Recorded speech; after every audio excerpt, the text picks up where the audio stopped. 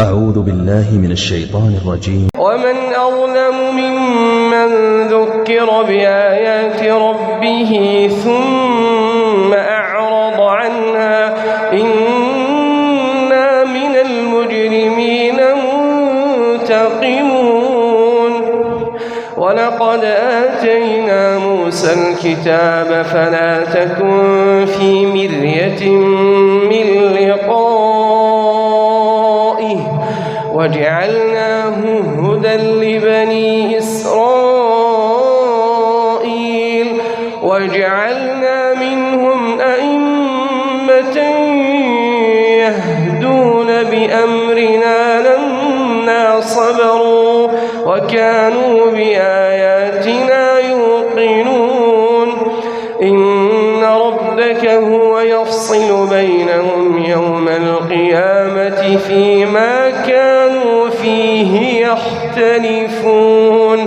أولم يهد لهم كم أهلكنا من قبلهم من القرون يمشون في مساكنهم إن في ذلك لآيات أفلا يسمعون.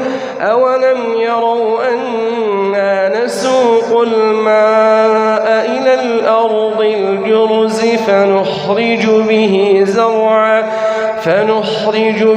زرعا تأكل منه أنعامهم وأنفسهم أفلا يبصرون. ويقولون متى هذا الفتح إن كنتم صادقين. قل يوم الفتح لا ينفع الذين كفروا إيمانهم ولا هم ينظرون. فأعرض عنهم وانتظر إنهم منتظرون.